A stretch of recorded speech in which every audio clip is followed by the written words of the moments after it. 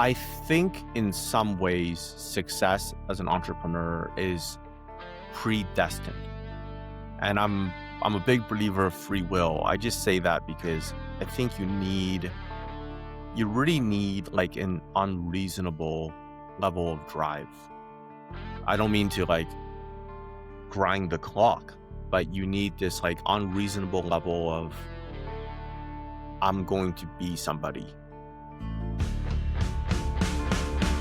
This is Conquer Contractor Chaos, built for the contractor that's ready to run a business that works for them and creates the life they've been fighting for. Tune in to get the tools, systems, and strategies that are battle-proven to set you free. One move each episode, straight talk, things you can use today. Take your time back, be home for dinner, do the work, lead your crew, love your family, conquer the chaos.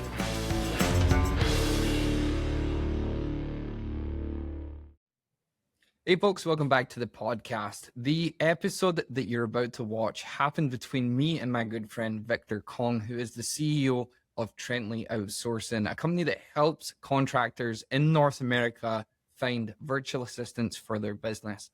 Now, this started out as a conversation about virtual assistants, and it just completely went off the rails on all things entrepreneurship, mindset, fatherhood, so many cool things. So bear with us here. It's a really good podcast episode. We had a ton of fun recording it. We sat there for almost 2 hours hashing out what does it mean to be an entrepreneur? How do we utilize our people? What does top talent look like? And I think you're going to really love this episode.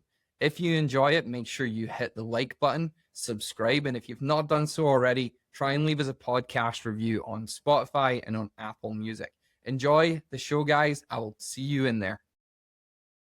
Welcome back to the show, guys. I'm sitting down with my good friend, Victor Kong. Second time on the podcast. He was a guest on our last podcast, but we're bringing him back for this edition on the Conquer Contractor Chaos Show. Victor is the owner of Treantly Outsourcing, which is a outsourcing company for, you guys cover every industry, right? Yeah, everything. North America. Yeah. But you supply, virtual labor to North American companies, correct? That's right. Yeah. Yeah. Awesome. Vetted professionals from the Philippines. Love that. Vetted professionals from the Philippines for sure. All right. Yeah. You're also a father of kids, right? You got 2 kids, 2 awesome kids. They're so chill. Yeah, they're pretty good. They're pretty chill. And and Kim, your wife, is awesome too. Victor, he's a father. He's a business owner. He's an entrepreneur. He's busy like the rest of us. We're going to dive deep in here today. And if you didn't catch our last podcast episode, we're going to get into the weeds today about what you should be thinking about hiring a virtual assistant, as well as, the benefits that they're going to provide to your company. So yeah, let's go deep, man. Why don't you give us your origin story? Like, where are you from? Where did you grow up? How did you get into being an entrepreneur, past jobs, stuff like that? Okay, I guess a quick version. I'm a first-generation immigrant. I grew up in China, went to school in Canada, moved here when I was 10, studied finance, worked in capital markets, corporate investment banking. And when I got sick of the suit and tie, I sort of, tried my hand at entrepreneurship, a couple of different things. I won't get into it. Varying success. And one thing led to another. And during the pandemic, some friends of mine, just in my network, they weren't allowed to hire people locally. Like, people couldn't go to work. Really? And people just didn't want to go to work as well. Yeah. During the pandemic and post-pandemic, I'm sure your audience will understand that. And so what started out as just like, okay, how do we solve this problem? And we started looking offshore in the Philippines and other regions as well, developed into like a grassroots hiring network in the Philippines, because the society there is not like here. You still require calling people, speaking to the right person, knowing who to contact. So we developed a trusted network of people that would refer us good people.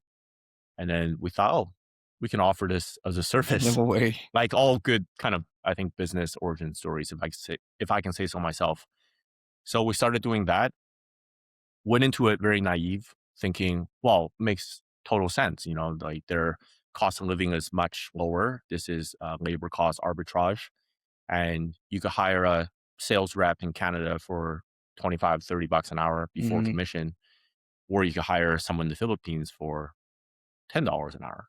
I mean, it's a no-brainer. But Yeah. then, of course, we learned that, well, there's the cultural gap. There's different expectations in the workplace from our colleagues in the Philippines. We have to offer different benefits. Like here in Canada, we have universal healthcare. Mhm. It's free, I Yeah. guess. But over there, we have to provide private healthcare. Well, it's not so easy to do that because you have to be incorporated. You have to, jump through these red tapes and these For sure. hurdles.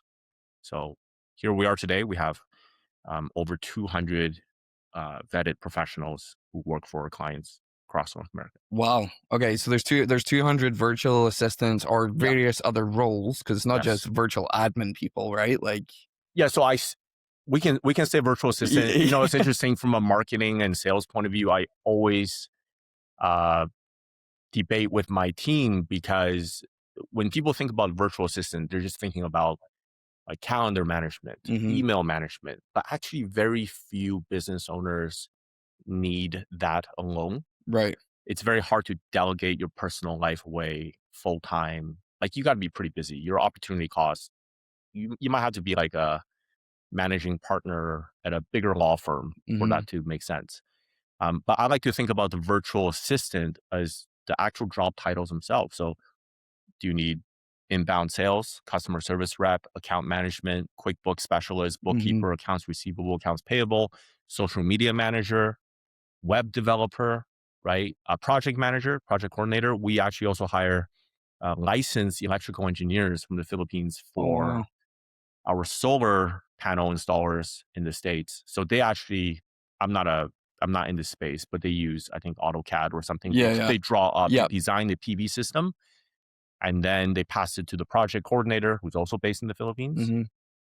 And they, you still need someone physically to go install it on the roof. But all the legwork is done in advance, where that would have been the owner sitting doing the drawing or Yes. someone in an office doing the drawing and then putting the schedule in and calling the customer. Like, Yes. it's, I don't want to call it passive income, but between the owner and the actual technician who's going out to do the install, everything in between is getting done, Yes. right? But, the point is just someone has to do it, right? Like, Yeah. so it's either the owner or you're paying local talent to do it. Yeah. And I'm not saying there's no advantage with local talent, but just going back to that point about virtual assistant, when I say virtual assistant, people think, well, I don't need my email or calendar managed. Right. And then Yeah. I usually have to start from there and go, oh, but wait, For sure. so there's this whole other world. Absolutely. I think because we are contractors, like we come of it as that's the only thing that ever like somebody could do Yeah. remotely because we're still on the tools, swinging the hammer, right? Like, Yeah. or maybe we've got our wives doing our books for us, but we need someone in between. So the only real option in the beginning, I would say, Yeah. is that remote virtual admin help. But like what you're saying, there's every other role in between. And this is funny because I was saying this to a client yesterday where we think about these like three major departments in our business where it's production and operations, Mhm. sales and marketing, and then admin finance. Well, as you grow and get bigger, those become 6 different roles, right? One marketer, one salesperson, one, Right. admin person, one finance person. But then it spins off. Like, for example, if you had ever told us we would need a full-time recruiter, as an example, in Yeah. our moving company, I would have told you you're insane. But now we've got a guy sitting in a hammock Yeah. in, Nicaragua whose job it is to virtually remotely interview people, Yeah. and hire them for this business that's based in Vancouver, BC. Yeah. So yeah, like I totally see where you're coming from. I think, we use that VA term as really just a way to like, just like, Yeah, it's just a catch-all phrase. And to your yeah. point, I think it very much depends on the stage that you're in. A lot of businesses, when they come to us, they say, "Oh, I'm just so busy, Hmm. and I need some help, so I need a virtual assistant." And I said, "Okay, well, can you tell me what you need help with?" Yeah. And just probably 5 minutes into that conversation, it's like, "Well, you're not just busy; you're too bogged down from doing the things that you should be doing, which is Hmm. probably calling more customers, making strategic relationships with, say, architects, realtors, or Right. whoever's in your space, in the case of, say, home builders. And but you can't sit around your computer all day waiting for customer inquiries and answering questions, chasing invoices. Okay, so then I think about that virtual assistant as more part of your sales force because they can get back to your customers, your leads much faster. Yeah. So if you're on site, someone emails, it's like, hey, Bob will be right with you. He's just out on site. We'll give you a call back in 30 minutes. Just Yeah. having someone do that response in probably that space. Which is a major issue in the construction industry with people saying, well, I'm going to wait until I get this sheet of drywall hung up, or I'm going to wait Yeah, until I get this floor, and then I'll check my phone when I'm done at 4 p.m., by which point the client's already contacted two other contractors. exactly. Yeah. It's early bird gets the worm. That's something I think I said in the last episode that we did together. Like we had our air conditioned hot water tank replaced. I don't care who it is. I just Hmm. go on Google and I just go, okay, anybody over 4 out of 5, Yeah, sure, whoever picks up the phone gets the business. exactly. That's kind of it. Yeah. Yeah. Yeah. You're not wrong. We call that speed to lead in the industry, right? Speed to Like lead. Okay. speed to lead, whoever gets to it first has the biggest chance of closing it before anyone else.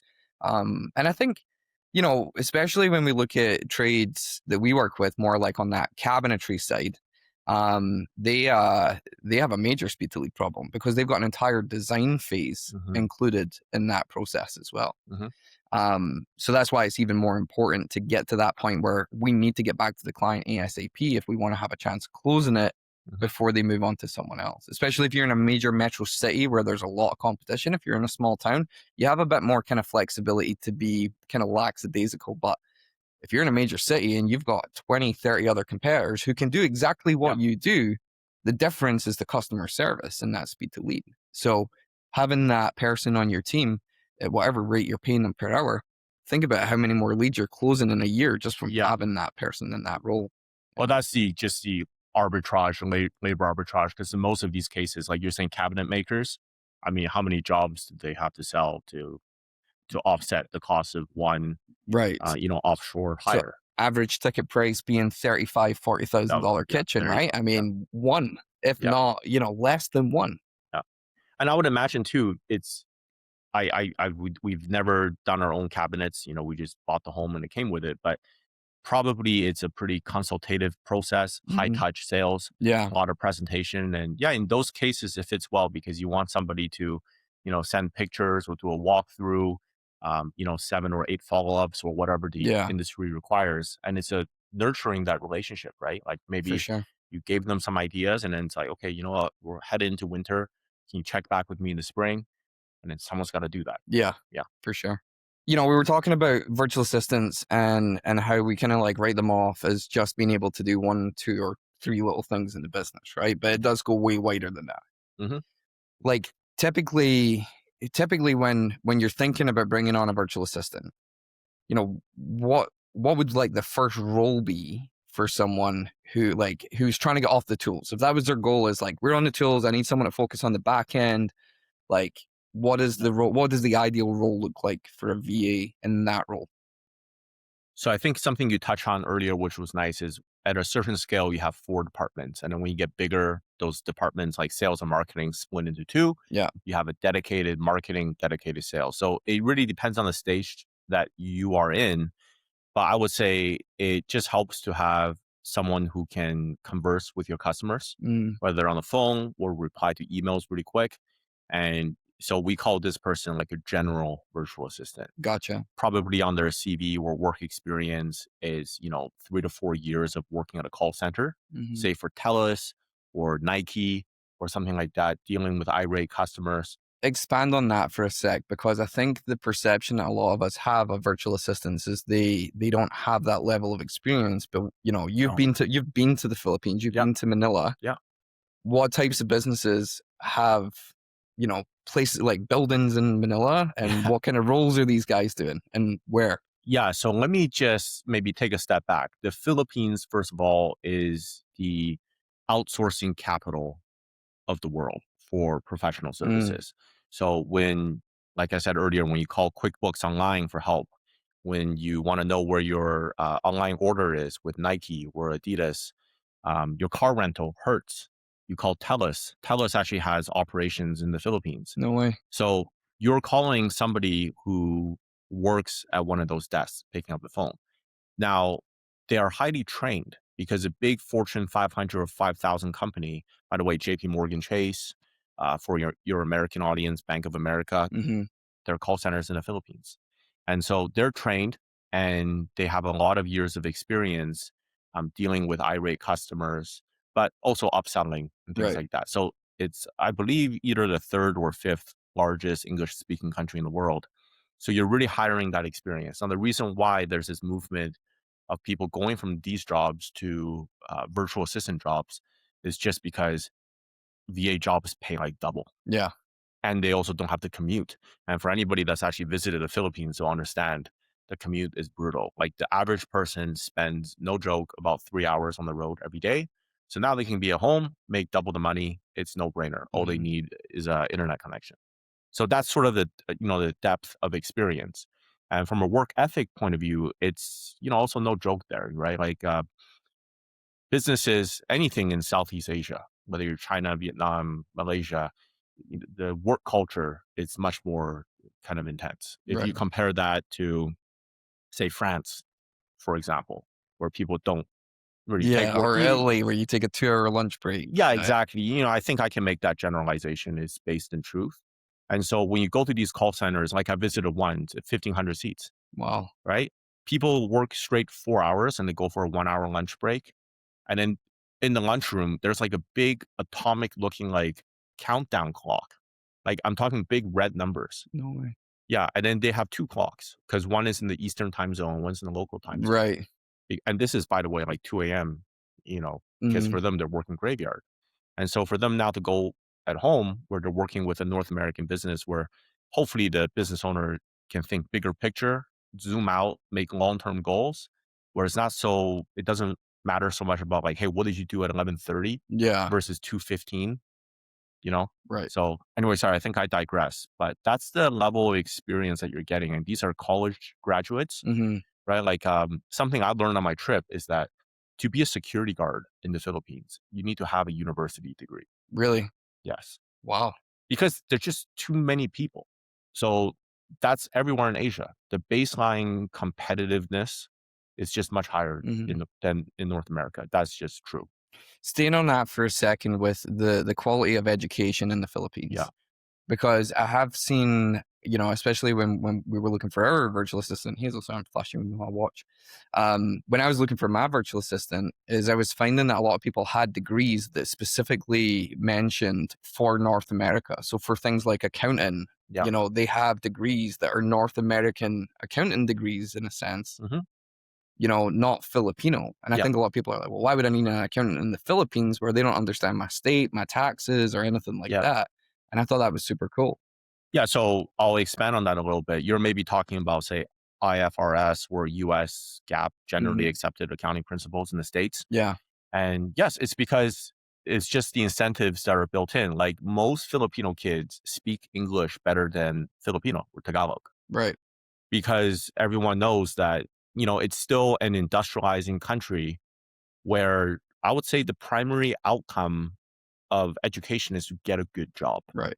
It's not to discover yourself. It's not to go find fulfillment, Mhm. or go travel the world like, the luxury that we have here, Yeah. right? It's to find a job and provide for your family. Right. So then you're going to study and be certified in the areas that maximizes your chance of doing that. Mhm. And nobody wants to work for a local Filipino company Because they're because paying in Philippine, because of yeah, pesos. they're paid Yeah. in pesos, but it's not just the conversion. It's just, it's more profitable Yeah. for them to work for North American companies. And that's why some of our clients, they say, well, is it okay? It's graveyard. And, I didn't make the rules, but that's the dynamic of the world right Yeah. now. And for them, we're seeing entire families, like lives move ahead. So because we have over 200 people with clients, we're their employer of record, we get requests for like mortgages Mm, and car financing approval payments from the credit bureau in the really Philippines every single week because they're making more and more money now where they're able to buy a home and move their lives forward. interesting. Yeah. I know that the family dynamic plays into, and you touched on that with like, but especially with things like healthcare, Yeah. childcare, what does the picture look like for people in that role? Like why would they want that VA position? How does that affect their home life, childcare, being parents, Yeah. stuff like that? That's great. I should stop here and say right now, my wife is Filipina, so it just gives me some earned perspective here. Hey, just in case anybody's like, "What's this guy talking about? Yeah. How does he claim to know all this?" So that's one perspective. Of course, I have my core team and the people we employ, and my visits as well. So in the Philippines, there's a very prevalent concept called kapwa. Okay. It just means togetherness. So Filipino families stay together Hmm. and often in one household, even after you formed your own family, right? Sometimes it's not really a basement suite, but they kind of live together. And part of Capwa means to support each other financially as well. So often you'll find that, the eldest siblings, and by the way, Filipino families have a lot of kids. Yeah. Okay. I would say at least three on average, maybe even four. So the eldest sibling or siblings usually puts the whole family through life, like school, and the parents can sometimes retire early Right. as well. So it's just part of the culture. So the ability to work remotely and save 3 to 4 hours of commute every day and to then fulfill that capwa, that togetherness, it's like a nuance that doesn't Mm, get talked about, yeah. right? There is no childcare in the Philippines, by the way. So, out here we have daycares. Yeah. Yeah. There's no daycares in the Philippines. No It's, way. it's, it's not a So the thing. grandparents watch the kids or the Yeah, other extended siblings? family, people will take bus rides for like an hour, drop off their kids in the morning with their extended family. It's just, maybe for the North American audience listening to this, it's hard to understand, but their daycares and childcare is so exclusive. It's for like expats. Right. It's just not a concept. It's like, why would I leave my kids with like a stranger? Right. It doesn't make any sense. Yeah. So we've hired, mothers that they were still breastfeeding, say on the call, right? But we can talk about that, but they are doing their jobs just fine. Hmm. So that's why, families stay together, financial support goes in all directions, Right. and the ability to stay at home is important to them. So it's safe to say that if you bring, somebody into your business as a virtual assistant, you're not just impacting their life, you're also impacting the quality of life for everyone in their family Yeah. as well and giving them opportunities, right? Yeah. So this is a real figure. Like I think it's 9 or 10% of the Philippine GDP is from remittances. And that's basically people sending money back home. Right. So this concept, all FW, overseas foreign worker, you know, we can all anecdotally point to Filipinos we know working at a hotel or in Dubai Hmm. and their families back home. It's just how that society, how that social fabric is formed. Again, I didn't establish that Yeah. dynamic, right? It's just what it is. Um, and you can have a whole conversation about that. But yes, so people send money back home, they support each other, and that's quite important. I would say though, if you're hiring someone, you also have to make sure that their work setup works for you because, like I said, everybody lives in the same home, Hmm. and so if everyone's crowded into a one-bedroom apartment, as often can be the case, even if it's hard for us to imagine, sometimes you're on the call and then in the background there's like a guy walking by without a shirt on, right? That's the uncle or the nephew or something Yeah. like that. It's like, okay, I'm not saying that the worker is not, suitable, but if you have this in a client facing sales call, Yeah. that's probably not Of appropriate. course. So is that something that we should be kind of asking about when we're in that recruitment process, or is that something that Yeah. Treantly does? What's your living situation? Like, do you have a private space? Are these like vetting questions that you guys ask? Yeah. So when we started this business, it was my business partner and I doing all the recruiting ourselves, Right. right? We would stay up late, like 1 a.m. to make the time zone work. And we just had no idea what we're doing. Mm, Because of course in Canada, you can't really ask these questions right. when you're interviewing. It's like discrimination of some form. And I would say we still don't need to ask those questions because now we have locals interviewing locals. Right. You know what I mean? It's like they will jump on the call and within just 60 seconds, understand a lot about this person's context, their socioeconomic status, their family, their upbringing, Hmm. just at a snapshot. Yeah. And so I'm not saying we kind of filter on that, but it is a consideration because in the Philippines, to be a virtual assistant is still middle class luxury. Right. Like it is nice for us to think that anybody can work from home, but even the cost of a decent internet subscription can be prohibitive. Right. Okay. Yeah. So it just depends on what you're looking for. And that's something we can do for our clients, right? So we work with some very large private equity backed companies that are looking for professionals. Mm-hmm. And these guys aren't making much less than their counterparts in the Right. West because they're specialists. And so we kind of look at their CV and we look at just their where they live, and we can kind of paint that picture Yeah. together. That makes sense. Yeah. That makes sense. Yeah. Definitely a consideration, like when you're bringing a virtual assistant on, has to be, like what that, like you said, what that role is. If it's customer facing, it does need to be professional, right? Like Yeah. we've sent, our virtual assistant, she's got a uniform that she wears when she's working, Yep. Yep. maintaining that brand, maintaining that customer service. Yep. And she's barely even on calls with clients Yeah. ever. In fact, the only time she's really on calls is when she's doing onboarding calls for Treantly virtual assistants with our clients, Yep. right? Which is funny. But yeah, I think, at the end of the day, you need to ask yourself, like, what am I really looking for here? Because if they're doing your closing call, Mhm. well, there's culture gaps. There's, what does good look like? Do they understand exactly what it is that you're selling or what you're doing to your customer? I don't think you're using, other than a specialist VA, I don't think you're using them to close deals. I think you're using them as the space in between.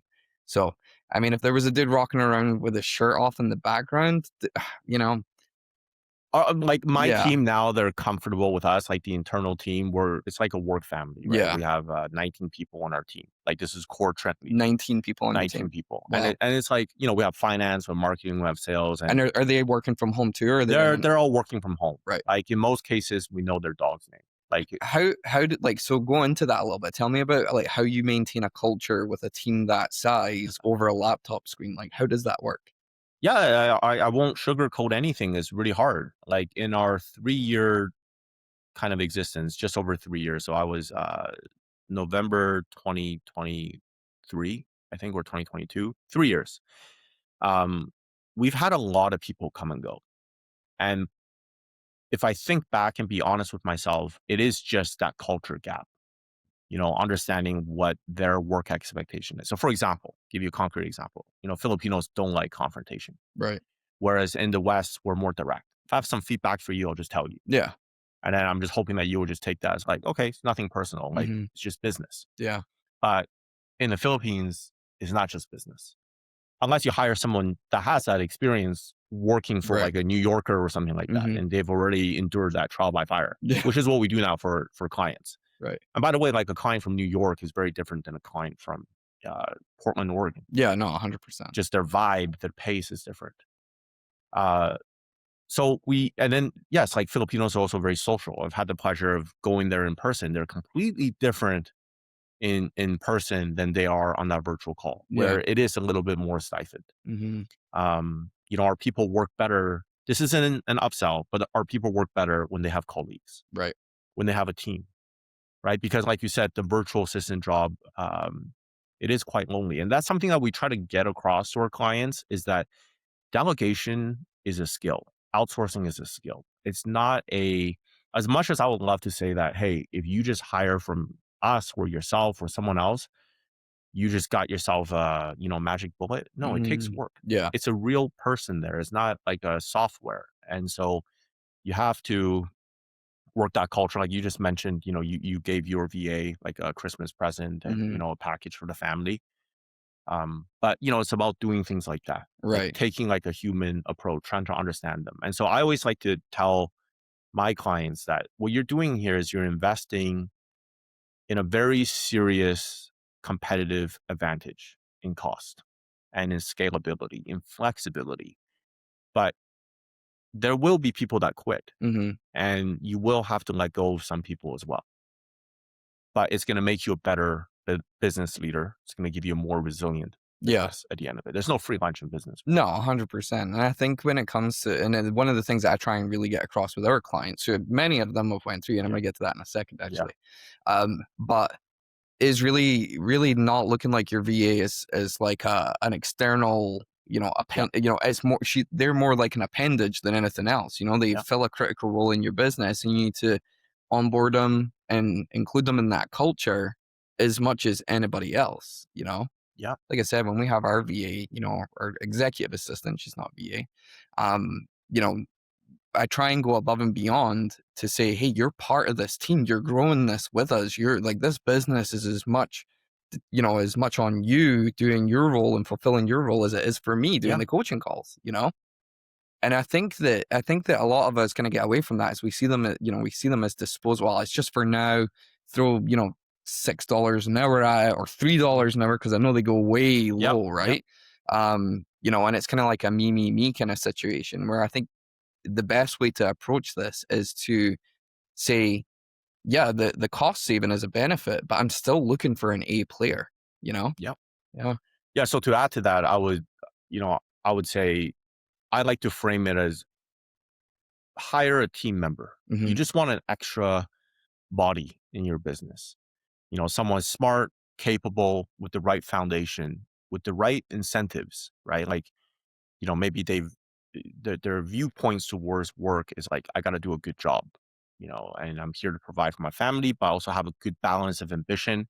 I want to learn. Now, why is that important? It's like, it's still on you to grow your business. Hmm. If you don't grow your business, nothing happens after that. Like, that's the whole point, right? Yeah. As dry as that sound is, like, you have to grow your business. You have to make more money, because if you don't grow, you die. Yeah. You will have what my old managing director said in banking, reverse Darwinism. Like, everybody on your team who can leave will leave. And you will be left with all those people who have no business anywhere else Right. but to stay with you because you're complacent. So it's kind of like a cycle, Yeah. chicken and egg, right? So you hire team members. Yes, it's an investment. Sometimes you don't even know what they're going to be doing, but that's your job, to grow the business so that there's more to do. Right. Now, once your business is growing, I think, your audience, people who run businesses don't know this. It's not so much about who knows what they're doing 2 years later. It's who can I trust? Hmm. And so for my team, through hell and high water, we've gone through a lot. We've had crisis moments in our business, but there's like 4 leaders in my team that I can trust the entire business to. And one of them, I just relocated from a small city in the Philippines to Manila, right? We set up an apartment for her, Oh, no way. and she's going to be there attending events, but I see her as an extension of myself. But was she particularly exceptional when we hired her? No, but it's that loyalty factor, right? She Yeah. stayed with us during periods of high turnover, no customers, poor cash flow. She was patient. And now it's like, I'm going to make sure that she never regrets that, right? So Yeah. it's hard to communicate all that to our clients, because at the end, I'm sure you deal with this as a coach as well. In the end, it is up to the business owner to say, I'm here today. My ambition is to 3x my business, Hmm. and I'm only focused on that. You know what I mean? Yeah. But if your goal is just run going concern, then you can hire the best people, Yeah. because the best people want to be they want to ride on a good horse. Totally, 100%. And I think one of the things that a lot of people don't realize is some level of turnover is actually healthy. Yeah. It's an indicator of a growing business. Yeah. Like the guy that you had 3 years ago that was getting you from, zero Yeah. to 150K is not going to be the guy that takes you from from there to 1 million and then even beyond that, right? I say this as a coach myself a lot. Like, I actually tell clients when to step off with me, and I'll be like, I can get you to this phase. Yeah. After this, you're going to need someone who's better than I am. Yeah. At that stage, right? And Yeah. I think I think it takes a lot of like kind of self Yeah. reflection on that to understand, at what point you should be turning over your staff. Hmm. But I also think that's a good sign as a leader for someone to go and say, hey, listen, like, I really appreciate all the work that you've done. You've got me to this, you've got us to this phase, but maybe we can't go into the next phase of the journey Hmm. with this level of competency or commitment, right? Because that's really what it is, competency and commitment. I'll share on my side, because we have had a lot of turnover. We've had resignations, and we've had kind of, us terminating people. And it was this deliberate choice about, I'll say 18 months ago, where I just said, there's no hard feelings. Like, Hmm. everyone's going to quit one day. Yeah. Even me, I'm going to quit one day. So when you're here, just try to be a good person, make as Hmm. much money as you can, Yeah. make some friends, and try to learn something. But this is only a place for ambitious people. Yeah. And I'm sorry if stage of your life change, or you found greater wisdom elsewhere, but then this place is not for you, because I have a mandate to make sure that Treantly is for all the people who have pegged their dreams and aspirations Yeah. being here. But that's our social contract Yeah. with each other, right? So now, we recently had, someone leave the team, and during the all hands meeting on Friday, people were saying like, "Oh, rest in peace" or whatever. But it's pretty morbid. But we don't see it as necessarily a bad thing. It's like, hey, Yeah. this person came here, they made money, they learned a lot, Hmm. and we learned from them. But we're gonna keep going. Yeah. Yeah. The business doesn't die just because one Yeah, person left. yeah. Right. We're here for a mission, and it's like I see it like a train, right? Like you're Mhm. going from, one destination to the final stop, but there's stops along the way. People can Jump off. jump off, get on. Hmm. It's okay. The 100%. train keeps moving. Yep. Absolutely. We talk a lot about that in our coaching calls, where we say that, one of the biggest tools that a leader has is that vision alignment, and it can't be self-centered. It can't be, here's my vision, everyone's coming, like everyone's Yeah.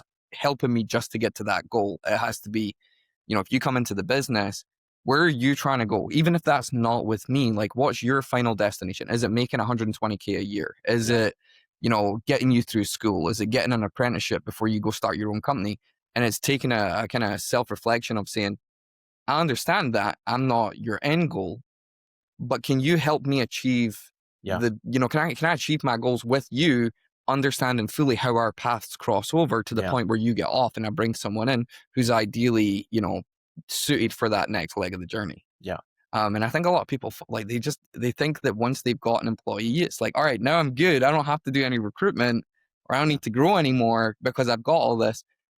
And we go through this a lot, where, it always tends to be, if you're not building the culture, if you're not leading the team and telling them when to come on, when to step off, when to, rise up, when to back down, if you're not in charge of that, these guys are going to walk out at a time where it's really going to hurt you twice as much. Yeah. Because it's on their terms. Where at least if you're realistic early on in the recruitment process, or even in the early part of your journey with them, if you're realistic with at what point, you mutually agree to step off, Mm-hmm. or at least put that milestone. And here's when we're going to have another really hard conversation about what the future looks like, Mm-hmm. 6 months down the line, or an annual performance review, then it's on your terms, and you have a much higher level of control for when that happens. Absolutely. We go through that monthly. Yeah. Monthly. And it's always, we're getting all this momentum, we're building up, our cash flow's getting good, we're producing good work, we're selling lots of jobs. And then that guy that we knew we had a problem with 3 months ago, and we kept ignoring it, he's like, nah, I found something else. Yeah. And the next thing you know, you're like, well, I can't produce all the work that I've got on the schedule. I'm in a hole, and I have to project-based recruit, which we always advise against, right? If you're having a rush to hire someone, you're going to make a bad hire. Yeah. No, I totally agree. I always thought, my wife works in HR. I studied finance, so even in business school, I just thought HR was a joke. Yeah. Like, why would anybody do this? I know you were a recruiter before, Yeah. and now running my business, I'm like, that is the only actual skill that matters. Yeah.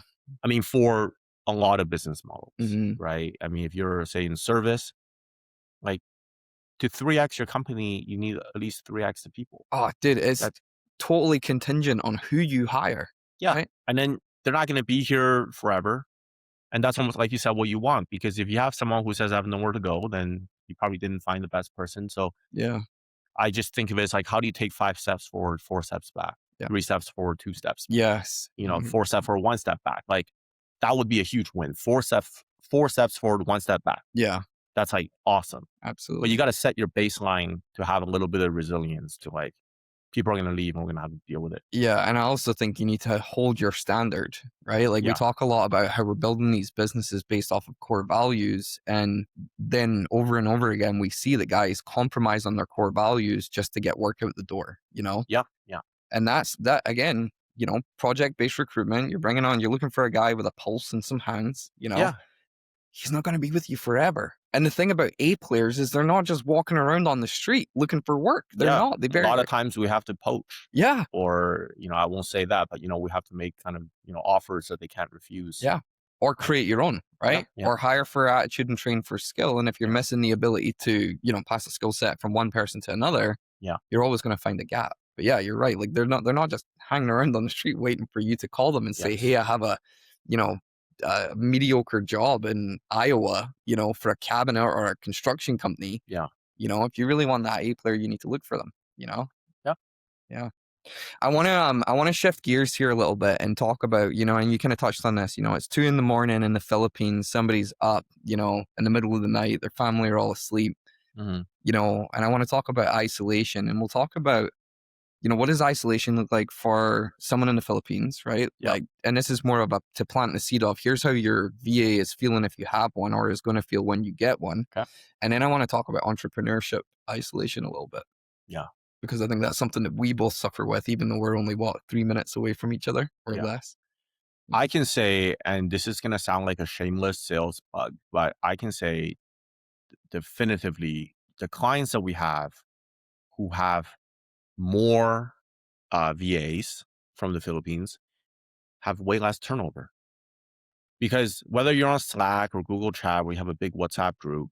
The moment you hire more than one person, to your point, they start talking to each other Mm-hmm. for support. As I mentioned earlier, it's an incredibly social country.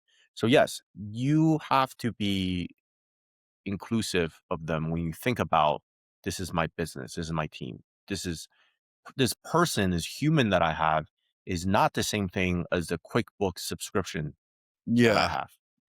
And so I think that is important, number one. And then just uh but there's also not much you can do in terms of they are, was it 10,000 kilometers away? Yeah. And so it is actually, that's why I think one of the reasons we are in business is looking for people that can also have some resilience and endure that as Mm-hmm. well. Right. So if we are interviewing a candidate who has been working from home for 5 years, we have more certainty that this person can work the next year Yeah. without any problems. And sometimes we'll meet someone who's really qualified, who is, a team lead at a big call center, managing 35 people, making sure sales quotas are hit. But they're like, hey, I want to try this work from home thing. Right. And we're just like, yeah, I'm sure you do. But do you know what it's like to be up at 3 a.m. and you're tired? Yeah. Have you proven that you can be disciplined about your lifestyle? Because also Filipinos love to hang out. Like Mm-hmm. I always tell my sales girl, I'm like, you're supposed to be sleeping right now. So if you're responding to me, it means you're not sleeping during the day. This is Marianne. Shout out to Marianne if Who she is hears awesome, this. by the way. We've had some Yeah. interactions with Marianne. She's great. So she loves to hang out. She doesn't want to miss anything. But yeah, so you have to find someone with that Yeah. proven thing. And I would say on my side, yeah, like we're neighbors, but we don't even see each other that often here. Mm-hmm. And I think it is maybe now that I've worked in the Philippines, I've been there a couple times, and we're moving there next year. It is a cultural It's just thing as wild. well. Yeah, it's wild, right? Like, but North Americans are kind of lonely. Like we're busy, Mm-hmm. and so one of my big draws of moving to the Philippines is just it's a much more social country, and entrepreneurs are very open to sharing their contacts, to Right. making introductions. Like I would sit with somebody for coffee or lunch, and at the end of the meeting, it almost seemed customary. It's like, hey, I know two other people you can talk to, but they don't just say that as like platitude. They just set up the WhatsApp group right there and No invite way. you. Yeah. I They know that sounds facilitate. Yeah, they facilitate. Yeah. yeah. So I think that part is lacking. Maybe we just don't have enough population. I think it is better in the States. Mm-hmm. But my own journey as an entrepreneur, I'm fortunate to have a couple people like my business partners. I don't see them many times every year, maybe once. But these are very ambitious guys. And so to the extent possible, like surround yourself with other people that have that same Mm-hmm. vision for growth. Yeah. Because what's that saying? Like you are just the average of the 5 people around you, right? Yeah. Yeah, and I think for well, obviously doing it with a remote team is way more challenging Yeah. than it is to do in real life. But I think we all make excuses as well.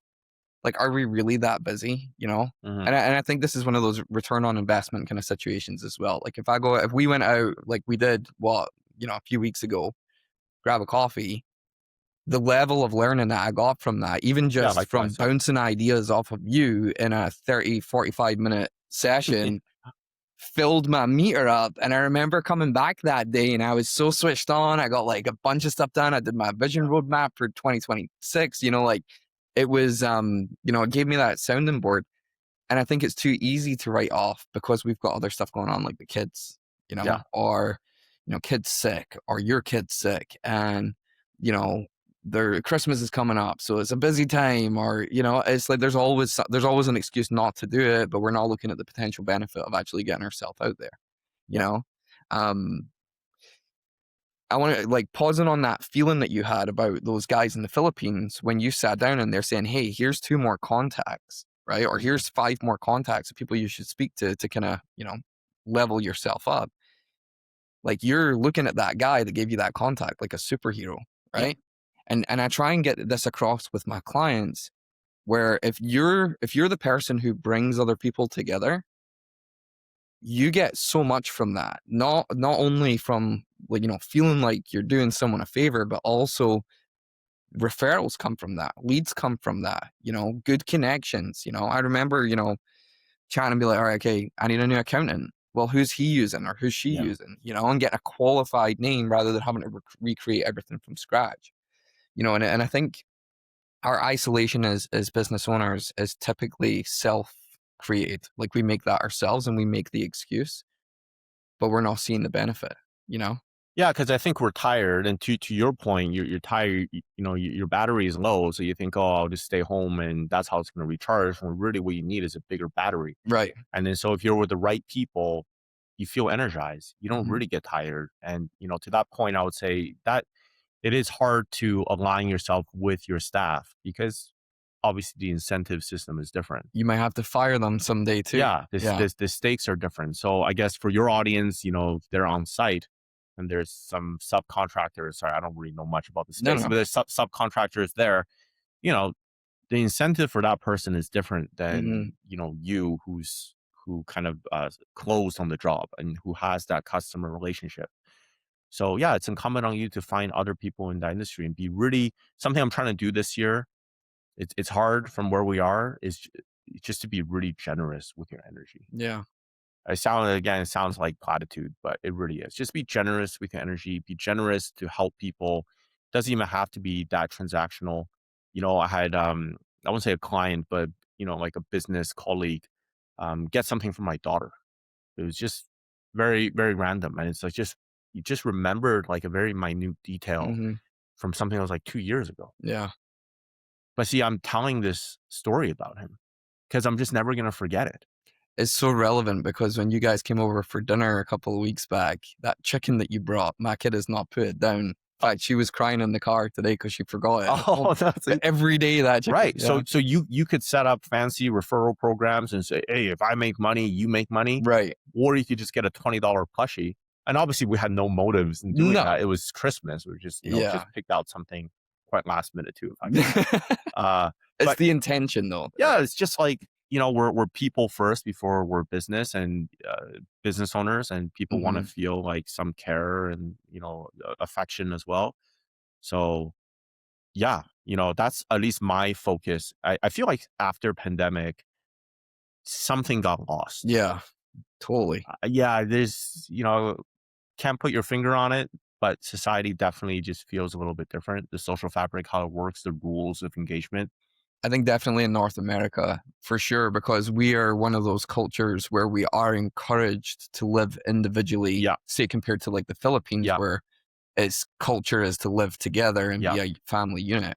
We're one of only some, very, very few cultures in the world where you're encouraged to get your own house and move away from your parents and go off and do your own thing. And I think that plays a part in it too. But yeah, definitely COVID, further enforced that you're okay on your own. Yeah, it in gave us your an house. excuse that Yeah. it's like, hey, this is fine. Have to This socialize. works. You don't have to dress up. You don't have to leave the Yeah. house. Yeah. Yeah, we saw this and I don't know for guys who are listening here. I used to run a chapter for backcountry hunters and anglers, which is a big big conservation organization. I remember when we used to do an event pre-COVID, we'd have 120 people in a room, and I'm talking a little rugby club in a little town. Well, Burnaby, right? It's not a little town, but 100 people who had this shared passion would all come together and they were excited to talk about it. Post-COVID, you were lucky if you got 10 guys there. Oh, wow. Yeah. It was like it flatlined, you know? Yeah. And we all say, oh, we're tired from work, or the kids have an event on or something, but those lit me up, right? Like I was a better hunter back when I did that. And I was a better fisherman back when I did that, because I had that peer group around me who were always looking at me like, oh, to be one of us, you have to go out and do it. See, nowadays, like sometimes I can't even be bothered getting in the truck to go, you Yeah. know? Yeah. I know what you And that mean. used to jazz me up. I think part of it was having that community Yeah. backing me up too, you know? Now I'm like, yeah. But from a business point of view, it makes it harder Mhm. because so much of business, it's like it's trust, Yeah. right? So, oh, your cabinet photos look nice, your social media Yeah, looks nice, dude. but like I don't who are you? I haven't seen you out in the community, Yeah. right? Nobody says your name, so Yeah. I think a big part to this too is intention. mhm, Like if you're walking into one of those situations, what's the intention behind it? And I yeah. think determining on what your intention is really going to dictate what you get out of it. Oh yeah, because you can see from a mile away. I mean, people who are very transactional or just Even dude, I was like that too. And I think back to the times like when we first met, right? yeah, Like, and I'm like, oh look, there's Victor. He's the guy with that company. I bet I could get some leads out of him. yeah, Which as I've been isolated, like, oh man, I work behind my laptop every day as a remote coach. I crave human connection. And yeah, now to a point where I'm like, I don't even care about the leads. I don't even care that you've got VAs. I don't even care. I'm like he's just a good dude who's as ambitious as I am, yeah. and his energy is feeding my energy and I'm feeding him, and now it's all about like, I just want to know more people, I want to know more people. Yeah. I want to get more involved. And I think that I'm a lot happier as an individual because of that, you know? Yeah, I guess totally agree. Yeah. Yeah, Yeah. When I'm not looking for something, yeah. I'm amazed at what I find, if that makes sense. That's perfect. Yeah. Yeah, I like that. There's a clip for social media, by the way. Good, got it. Um, but yeah, no. So I think the point is here, guys, is if you're a contractor, an entrepreneur, don't make those excuses not to put yourself out with a group of like-minded individuals, because the rising tide, lifts all boats up. Try and put yourself in those positions and minimize that intention of, I'm just trying to get a referral from that person. Yeah, On the VA side or on your remote employees, focus on building a culture that takes that into consideration, and call it out and appreciate it. Hey, I really appreciate that you woke up to do this call today. yeah, Or, it's fine for you to work 3 days your time, but I need you on between this time and this time, Western time, yeah, if it works out. And I find that just like having that flexibility, you'll get a lot more than just being like, nah, it's just a VA. yeah. There's just someone in the Philippines, like you said, it's like your QuickBooks subscription. It's not. It's a human being who needs human connection. Um, Really what it is, they need intrinsic values. They need to feel like they're part of something bigger than themselves. They need to feel competent and they need to be able to be genuine, right? Yeah. Money aside, status aside, if you can build that relationship based on those intrinsic values, you will see a lot more success from your virtual assistant. And I mean, how cool, like, again, it's a plug, but how cool is the idea of like, having a global business, right? Like, Dude. like having staff that's, 12 hours, 15 hours away. One of my clients, she has a couple people with us and she's actually visiting to the Philippines for vacation.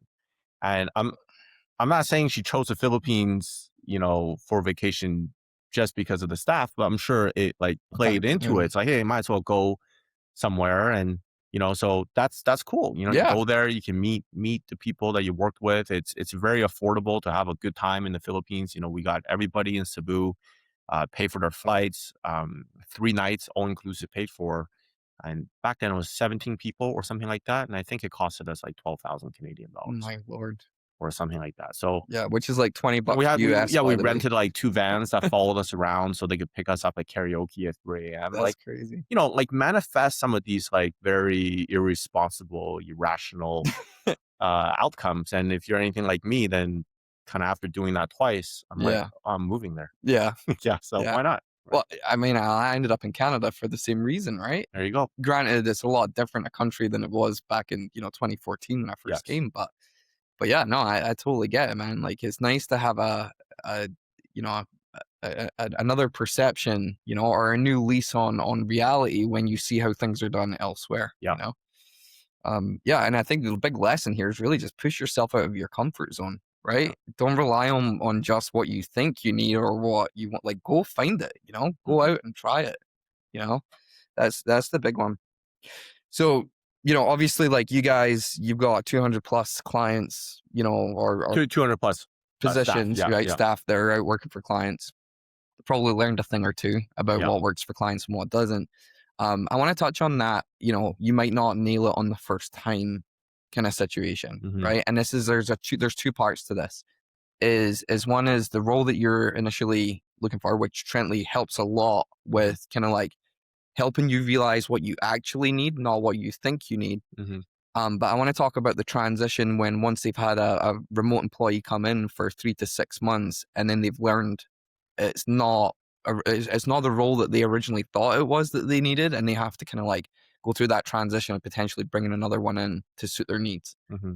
I do see this where guys are like, I need someone to do cash flow or emails. I need someone to do customer service.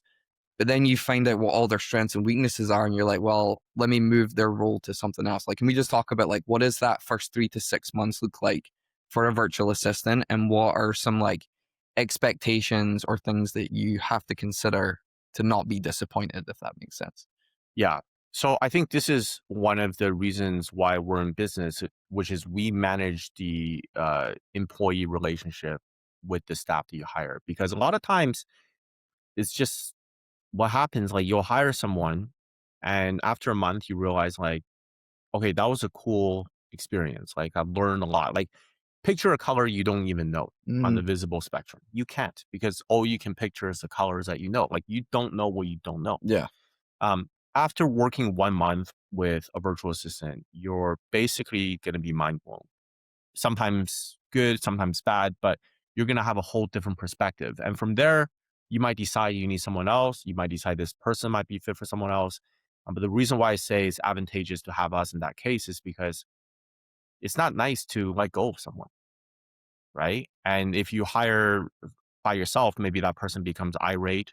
Maybe they leave a review or right, something like that. I mean, it depends how you do it. Most people are pretty reasonable. But for us, we can just repurpose that person for another client, right. right? We still offer them healthcare. We offer them job Which stability. is awesome. I will touch on that at the end of Yeah. this if you are going to go through Treantly as a big bonus there. But yeah, continue. And I mean, clients will come and ask, like, should I hire someone myself or should I go with you guys? I go, well, you can wake up every day and decide that. Yeah, You could, while you're learning, get us to do the legwork. Like we'll hire someone for you. And after 3, 6 months, seriously, if you're like, I don't see the value, I don't see, I think I can do this myself. Seriously, all the power to you. yeah, You know, we'll even point you in the right direction, yeah, right? We'll even point you in the right direction because, some, I guess, competitors in our space have lock-in terms and contracts. We always believe we have to earn our keep, which is why we're kind of month to month. yeah. But anyways, I don't want to keep kind of doing like a No, no, no, sales no. pitch here. And that's all good. I want to touch on I do want to touch on something because I did a bit of a reach out to all of our clients who have used Treantly, Okay. and I asked them for some feedback. Okay. And I wanted to just read. Oh, I'm on the hot seat now. I just wanted to read you some of the comments. Okay. And then I'll get into some questions that came from guys who are currently on the fence, because we have a few. Okay. Who are currently on the fence. And some of these questions are even coming from guys who have virtual assistants, Okay. and they're saying, I wish I asked this question before. Okay. Right. So Making me no, you're good. You're good. But let's start with the good stuff, right? So here's the first one. very short list, right? Yeah, First no, and no, last no, one. no. It's actually it's a I'm pretty kidding. extensive list, but I'm gonna start with the good stuff. But Stephen, who's one of our clients, said Treantly has been a huge blessing to our business. The VA that they set us up with has freed up my time by taking care of the data entry of our EOJs and the job reports, job reports, profitability, right? Building spreadsheets, managing my inbox and calendar, customer communication, payroll, and obtaining documents from new subcontractors. This has easily saved me 20 hours a week on admin items that I can now focus my time on doing the things that move my business forward. A VA should be everyone's first hire, especially for the guys who are still on the tools. Yeah, that's perfect. I love it. Super cool. Yeah. Yeah. So 20 hours. I'll pay him later. Yeah. For having said that. Yeah. Yeah. 100%. Yeah. That's a general VA that I was talking A general VA.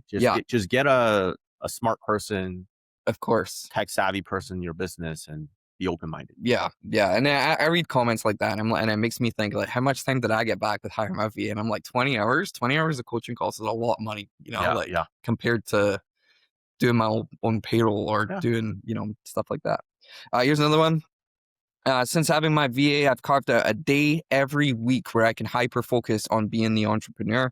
Now that time in my calendar is the slot that I look forward to most every week. Wow. Couldn't Yeah, have done it without Treantly. yeah, we have some lawyer clients. To be honest, the work they do is pretty high level. Mm-hmm. So a lot of times, we've had the staff sort of express almost dissatisfaction because they're like, every day I feel really unsettled. I don't know what I'm doing. But again, for that lawyer, you're just saving that person like 3-4 hours a week. That moves the needle for Oh, them. 100%. That moves the needle for them. So yeah, 100%. that's something we talk about as well. Yeah. I have one more for you. My VA has completely documented our workflow over the last 3 months. We have managed to implement a system that gets us consistent results, and we now have KPIs and set targets that we have never had before, and we have reduced wasted time across the board. Now, since I'm in tune with my numbers, thanks to Treantly, in quotations, we have increased our gross profit margins by over 6%, and we have never had that level of insight into our production numbers before. How cool is that? Yeah, that's good. Yeah. I know you're a big numbers guy Yeah. too, so that's awesome. Oh, Yeah, definitely. yeah. But it's a six. I mean, we're talking 6% in gross profit increase, man. Like that could be That's real. it's like Yeah. $5, $6, $7,000 on which is super cool. And then I had another comment. So we've got a guy in our network who has he's the only guy in his business, but he has 2 virtual assistants Mhm. for different roles. Charlie, shout out to Charlie if you're listening to this. He said, biggest thing has been loyalty and dedication. And one thing I've found is that not all virtual assistants are the same. I have found a great team that is very loyal and dedicated to learning all facets of the job, even though it's just cabinetry.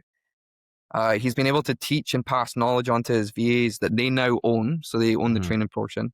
Having VAs on staff requires a deep commitment to documentation and organization that is different than having employees in person. He gives a tip here and says that they use Loom whenever possible to log training tasks. Mhm.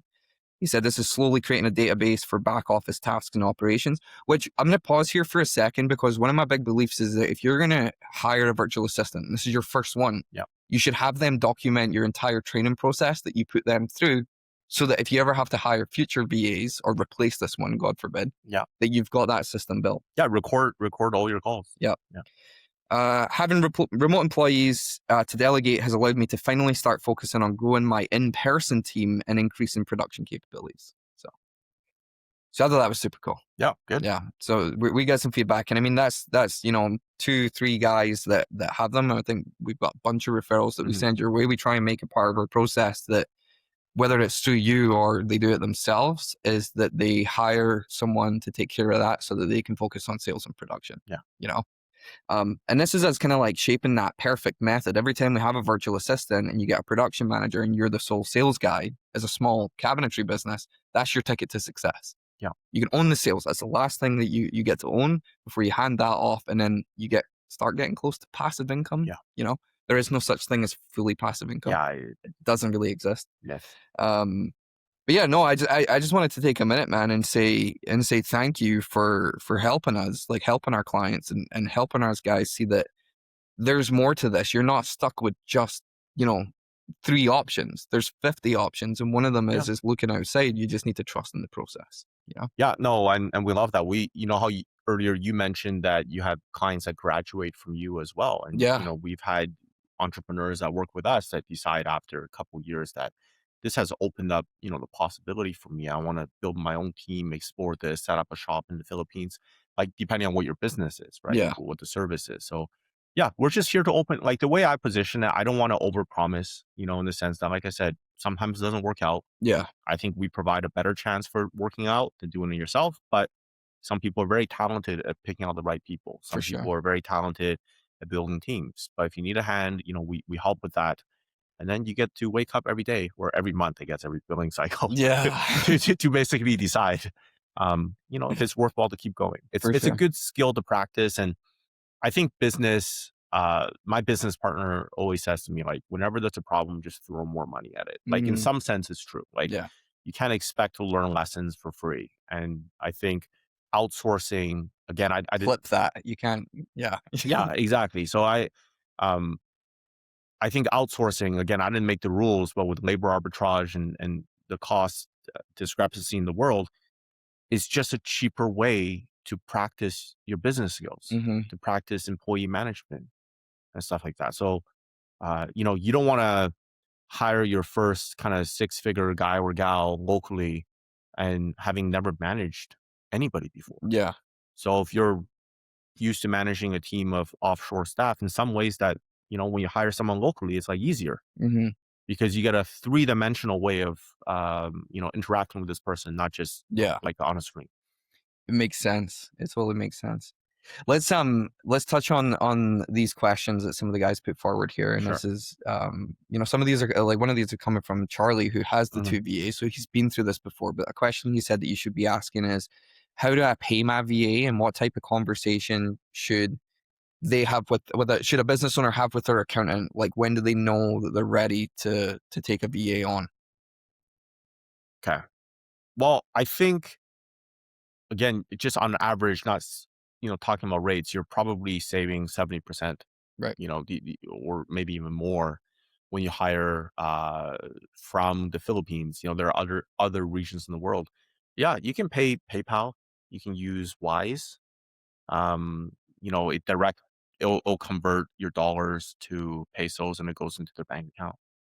That's pretty it. Yeah. Pretty much it. I mean, those platforms take a fee, and yeah, it's Yeah. pretty simple. Yeah, we use Wise Philippines, Yeah. which is easy for us to, especially because we're dealing with Canadian and US currency. Yeah. Is we can have our Holden US account pay from that account to the Yeah. Philippines Wise account, and it literally takes like 30 seconds. Yeah. Yeah. Now, I'll add a bit more value because I realize that's just like an answer anybody can give. I think one thing I'll say though is when you hire a VA, we're using that term, but try to think of it as a salary job. Right. Stability. If you hire somebody and you make them punch in time hourly, I just never understood this and I think a lot of your audience probably they'll think that way because it's about billable hours and paying Yeah, yeah. subcontractors and stuff like that. But I really like to think of it as you're hiring a team member who's going to be with you for the long haul. Mm-hmm. And so you want this person to live and breathe the problems you are facing in your business as well as the opportunities. And if you're paying them hourly, no matter what, it just tells me that it creates the incentive that the slower they work, the more they get paid. Yeah. And I don't want to do that. No. So I want to hire somebody, pay them a fixed salary, and said, if you solve this problem to this standard, you're done. Mm-hmm. You still get paid. I like that. I mean, it's common sense when you say it. Yeah. No. 100%. But what gets in the way though is like you have to trust that person. Right. Right. And you trust that person by giving them small things that they can start winning at over time. Yeah. But sometimes just hiring someone's like, oh, I'm paying this person this much per hour and log the hours. Yeah. Well, what did you do? What did you do on Monday? You said you did 4 hours. But what if they were just thinking? Mm-hmm. Work isn't linear. So maybe that's the kind of my perspective. I'll add. I would agree with that. Bolt onto that. Yeah, no, I would totally agree with that. And I mean, and rather than dollar amount per hour, the way that I see it is hours back. Yeah. By having this person, Right. Like, what can I do with 20 hours a week? I can do a lot with 20 hours a week. Yeah. If I could get, even half that back from having a VA, what does that mean? Because it doesn't mean it's $8 an hour, $7 an hour, $6 or 10, whatever you're charging. It's, I can make an extra 250 grand with an extra 20 hours a week, or I can make an extra $1 million. Well, I know. Yeah. Or I could make, and that's it. That's the way that you need to look at it. It's not about them. It's more about you and what you do with your time when you trade it off for the things that they do. One thing we're changing, just to share, like we actually, if you're a client of ours, thank you. We send out these timesheet approval reports. Right. And you click a button in your inbox. But what we're realizing is it's just creating work for clients, because now you put the question in front of them going like, what did your VA do last Thursday or 2 Thursdays before Christmas at 1 p.m.? But that's besides the point. To your point, is like, we're now moving towards just, do you feel in the last week you were able to move forward in your business as a result of having this person That's a alongside huge you? question. Smiley face or sad face? And if you put smiley face, we're going to send you an invoice. Yeah. If you put sad face, we're going to pick up the phone. We're going to try to figure out what happened. Right. That's basically it. That's what I people love want to that. know. Sometimes you like create work and, so That's unreal. And I think it does come to that, right? Like, how do you, and especially with a role like that, depending on the tasks that they perform, and some of those are really, really hard to put KPIs and measure on, right? yeah, Like, how can you, I want you to, I want you to answer 10 emails a day. What if you only get three? yeah, Like, how do you gauge that? But I think it goes, how many hours do I get back every week from having this that's a good one person? too. That's something that you can tangibly measure in both time Yeah, and money and mindset as well, yeah. you know? It's just a feeling, as a business owner, as an entrepreneur. Yes, you have numbers, you have KPIs guiding you, but a lot of times it's just how you get up in the morning, how you feel. You feel energized, you feel beaten down, you have enough time, things like that. Soft measures. Yeah. Yeah, 100%. So hopefully we've answered like quite a few questions on the virtual assistant thing. But Victor, you're in our school group. People can tag you directly in that school group and message you, right? Yes. Or we'll put your email in as well. I think you've actually got an affiliate page in our school group as well, specifically for Treantly. And then plus we have an entire module on how to hire, Mm. whether it's going through Treantly or not. Mhm. Documentation is there, some of the advice that we give. There's a whole chat going on it on what's good practice, what's bad practice. You can kind of hedge your bets by jumping into that school group and understanding, hey, like, here's how I don't mess this up. Not only from Victor's standpoint, but also from us, and then also from people who have done it in the past, made some mistakes, and then learned from it. I want to quickly talk about benefits, and then we'll start to wrap up. Yep. Okay. Um, one thing that you touched on was MaxiCare, right? The Yep. Filipino healthcare. Um, the difference between you going out and hiring a virtual assistant yourself, I'm using that term again, virtual Yep. assistant, but Yep. going out Okay. and hiring remote help yourself, there are certain securities in place when you go through Treantly. Can we talk about like what is having that MaxiCare do? And that's the Filipino healthcare for anyone who doesn't know. Like, what does that do? What is the having the infrastructure of a big recruitment company behind them Yeah. to get, like, how does that keep them around, keep them motivated? Break that down for us. Yeah. So this is a loaded question. Maybe where I'll start is, again, we're in Canada. We have, what's called, air quotes here, universal healthcare. In the Right. Or States, of course, yeah, in the US, yeah. it's different. The government covers for a little bit, and then you get private health insurance. That is very much the case in the Philippines. But the nuance here I'll add, again, anybody can say that, is there seems to be some sort of like health epidemic in the Philippines. Like, people get heart attacks and critical illness very early. And you can point to a lot of hypotheses why that happens.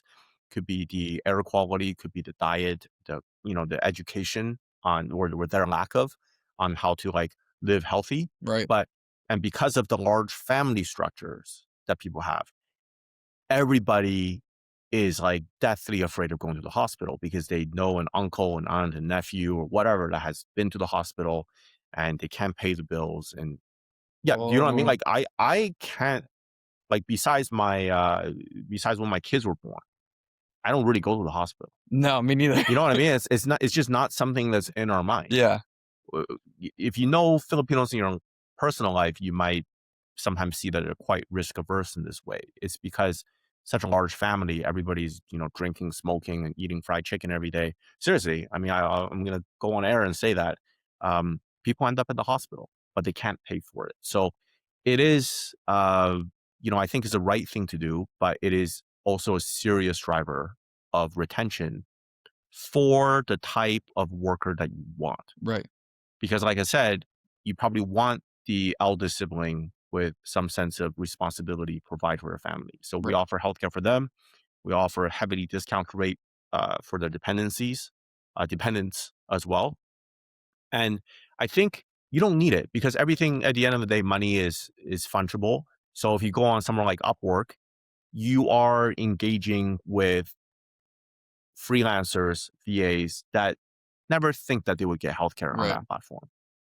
But it's just the nuance. It's just the cultural nuance, the approach, the attitude towards work. We find that if you're looking for like a web developer for 10 hours to do something to clean up your site, you're looking for a graphic designer to make a couple of pictures, by all means, go on Upwork. But you're not going to find a team member there, Mm-hmm. because they're not viewing work fundamentally in that long term. Project based. I'm providing for my family, I'm sending my sister through school Mm-hmm. kind of mentality. And Yeah. that's a very kind of different, Yeah, definitely a different. that's just a different kind of target. So it's a lot more similar to the US than we think it than you would think it would be. But yeah, like people are scared of going to the hospital. And I would argue that the benefits are almost the same of having MaxiCare. Like Yeah. as important as having an employer contributing to your 401k Yeah. or, giving you extended health benefits, right? Like that's a big deal in the US. Yeah, again, we're talking about I think the phrase third world country is out of fashion, but we're talking about a third world country or Mhm. a developing nation where these things are still very important. Yeah. We're talking about foundational security for the family. And so what we're able to do is pay above market, definitely, especially compared to the local rates like the call centers, like I Right. said, at least double, and then provide healthcare. And that might actually speak to, in the beginning when we started this business, we couldn't get the healthcare set up. Yeah. So when we were doing the recruiting, as a ex-banker, I just said, I'll just pay you more cash. And it just wasn't landing. Right. And I'll say to my business partner, like, why? Just, you can take the cash and pay the hospital bill. Like, actually, when we went to the Philippines, not to get into that story, we went to the hospital for my son, Yeah. and it was like out of country, we paid $400 Canadian. I thought it was a steal, Yeah, I know, right? right? It was a good deal. And it was like, we saw a doctor in the first 15 minutes and we were Yeah. done. But for them, it's a psychological thing. Having that blue MaxiCare card, it's also a flex at karaoke parties, apparently. Really? Yeah, like my employer has this. What does your employer have? Ah, gotcha. So it's strange. You just have to take my word for it. Yeah. It exists. But I think that comes back to that whole comes back to that intrinsic values piece, right? Because cash is an extrinsic value. You receive cash, you forget about it super quick. If somebody's True. intentionally putting in the thought of, oh, well, I want to make sure that my employees are healthy and I want to provide a platform where they can, that tells you really care about someone, Yep. right? Because anybody could give you cash. But I think it's intention and the fact that you care. That's culture, right? And I want to be clear, like you can get your own private health care insurance should you want to hire people yourself. Like definitely explore that. MaxiCare might be a bit difficult because they're the premier one, so they like to work in volume. Mm-hmm. But yeah, you need three. With companies. Yeah, So you need three. you need three. But there's other providers. You can look at Phil Health or Phil Care. There's a couple of these other ones that do.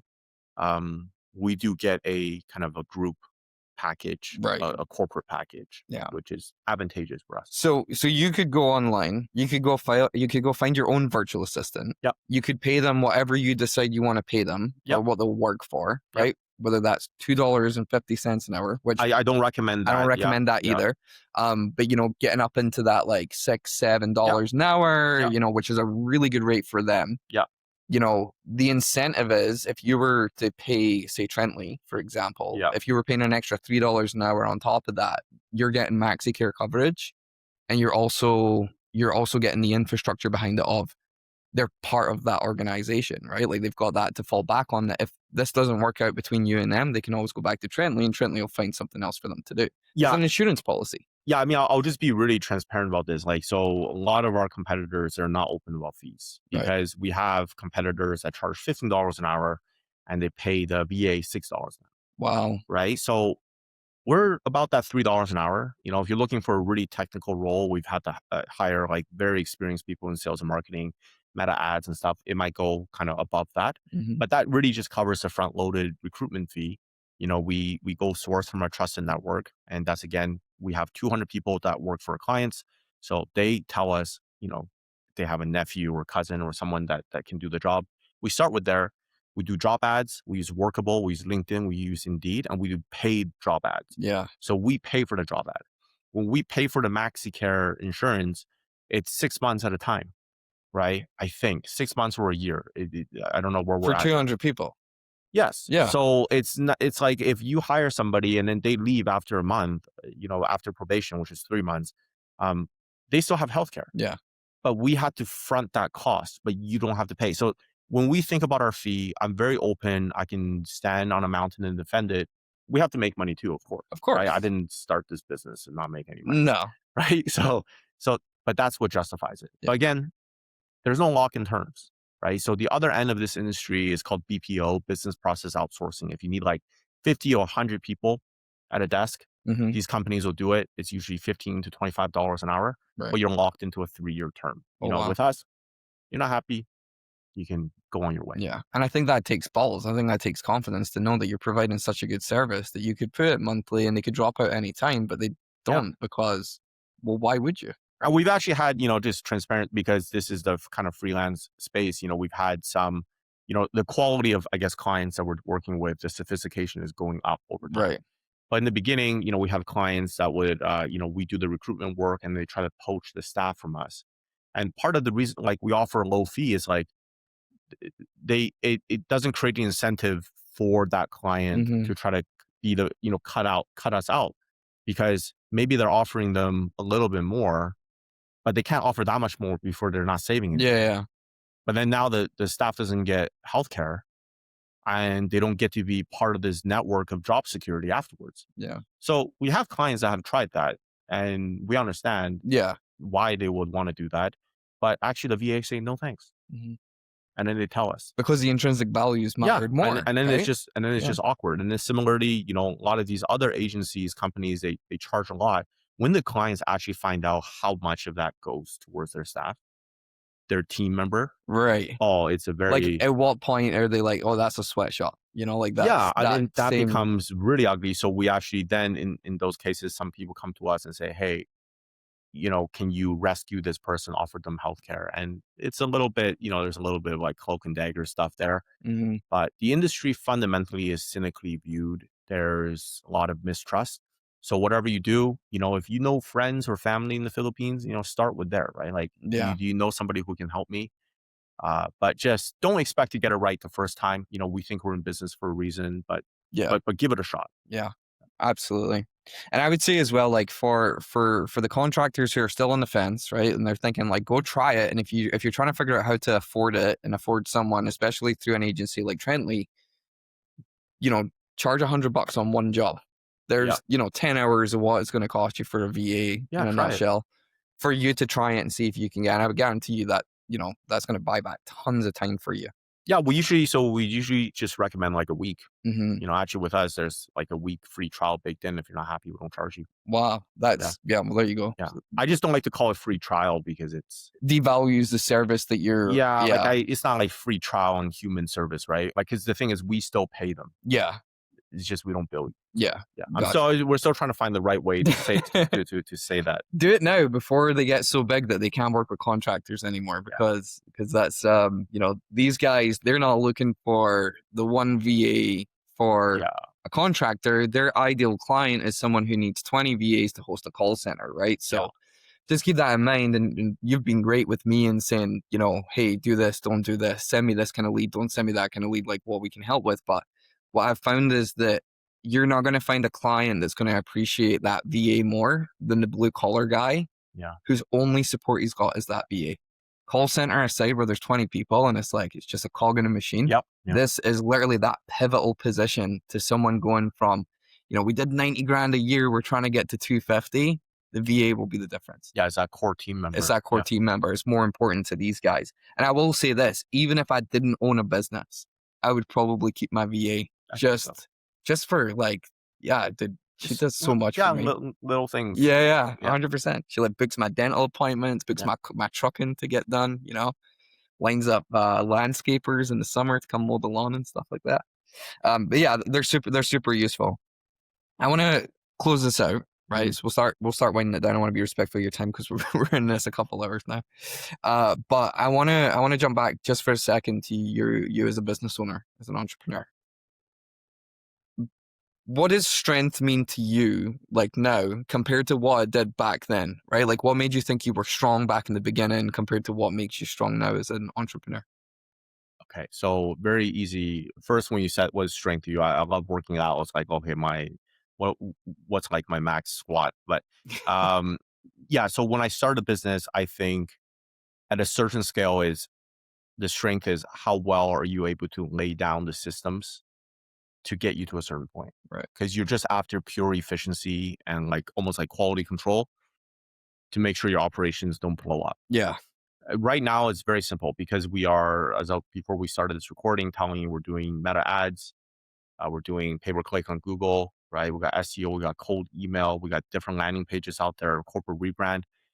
The only skill, the only strength now that I'm not saying I have it. I'm kind of developing, and I think I have maybe a little bit of aptitude for is just choosing the right leaders to grow the business. So important, dude. That's it. And I feel actually really fortunate because I'm like, oh, there's so much synergy between what I need to do as an entrepreneur and business owner and the service I offer clients, which is recruitment. Yeah. So we get to practice recruitment with clients, Right. and then we get to practice recruitment for our own team. And I actually think that's one of the reasons why we've been able to grow very well, just because like think about the number of people that we hire or interview. I mean, just the iterations of that Yeah. person Yeah. over and over again. So been quite blessed in that way. Yeah, I would definitely say as well, like, because if like that ability to pick out leaders and develop leaders in your business is the key difference between you making it to that big next phase. It is Yes. hands down a people first kind of approach. Yeah. AI aside, right? AI is great and all that good stuff, and computers and automations and stuff, but your business only grows as quickly as the quality of the leaders that you bring into it, I find. Yeah. And my message, my encouragement is like, if you know you're going to be running your business for the rest of your life, Hmm. well, again, I'm not saying there's a right answer here, wrong answer, but for me, I walked into here going like, the goal is to run my business without having to work in it every single day. Yeah. So for your audience, it's the same thing. But if you know that goal and you know that that means in that future time X, whatever it is, you're going to have 5 people around you at that time. Yeah. Okay, so what's stopping you from getting there? Probably a bunch of sales. Okay, how are you going to get those sales? What's proven to work for you? Right. Cold calling, referrals, being generous with your energy. Okay, so you know that. Why aren't you doing it? Oh, I'm doing QuickBooks. I'm too busy with admin. It's like, okay, so that's just like anti-vision. Yeah. And I'm not trying to make it sound simple because I know we all deal with struggles and it's not easy. Yeah, And but so you're taking the easy mundane tasks to do over the hard thought work entrepreneur task. you're feeling active. You're busy. Oh, I'm busy, but you're not being productive. Yeah. And so I think part of being a great entrepreneur, not saying I'm a great one, but I'm learning from them, is you have to have this like first principle clarity of what is your vision. Mhm. Like my vision is to work very hard for the rest of my life. I don't like the idea of relaxing by a beach, but I can't be recruiting and doing sales calls every single day No. for me to explore those things. So I'm going to start solving for that today Yeah. or yesterday. And then that's it. The analogy we like to use is thinking about Jeff Bezos isn't worried about selling his next Amazon package. Yeah, that Tim Cook doesn't sell me the iPad, right? No, he's trying to figure out what's the, 5 years down the road, what are we Yeah. going to be selling, right? And that's the great Jeff Bezos. Speaking of him, I think I saw this clip. He's like, the results we're getting today, that's from decisions we made like 9 months ago. Yeah, 100%. So if you're just reacting, and actually one thing on the contractor side, because it's a seasonal business, I believe, right? Like to some extent, yeah. to some extent. But so what we can hear sometimes, what we hear from people sometimes like, oh, well, there's not a lot of work. So we're going to stop marketing, stop hiring a VA for these 2 months. But it's like, okay, so then you're going to hire when you have more work. You're going to put in marketing when you have more work. And then when you don't have more work, you're going to stop just by definition. And it just means that you're just taking a passive, reactive path, right? It's like stopping the hand on a clock to save time. Yeah, that's perfect. You know what I mean? That's funny. Yeah. Yeah. And that's like that is like because it's still going on in the background. You've just removed the hand. Yeah. Yeah. So it's just being like uncompromising and real with yourself. Like my goal is to make this much money, have a company this size, have this lifestyle that I want for my family and I, and be absolutely unapologetic about it. Find other people who share that dream, charge your battery, make your battery bigger, Yeah. and then zoom out, right? We'll zoom out, that's why going back to the salary thing, I just don't think it's productive to think about what did you do Wednesday last week? Yeah. It's like, you're either working out in this role or you're not. But for me to find that pulse, I'm going to have to throw some money at the problem. Mhm. I'm going to have to try my best, endure it, have some good faith in this person that they're not out to get me. For sure. And then let's see what happens. Yeah. Yeah. Yeah. We have a framework that we use with our clients where it kind of goes like this. If you have a big goal in your business or you have a big problem in your business that you're trying to solve, we always work through the same framework. It goes outsource, automate first. How do we, if I'm the person who created the problem, likely I'm not going to be the solution to that problem. Yeah. Right. Whether it's through time, inaction, bad decisions, doesn't matter. So outsource, automate it if you can. Yeah. Systemize, minimize, eliminate. I Right. like that. Yeah. So if we can't outsource it and we can't automate it, how do we build an SOP and a system around it so that we get the same result every time? Yeah. How do we minimize the collateral damage? Meaning, if this problem comes up again, how do we stop it from touching other things like our customers, our employees, And then how do we eliminate this problem altogether? Do we, get rid of that task, get rid of that product, get rid of that person? And if you change your mindset and you work through that framework, even if you were to just sit and make a list, how many outsourcing options do I have? All right, I've got 25 different, and just Yeah. we do this thing called exhausting the list, where you just keep thinking.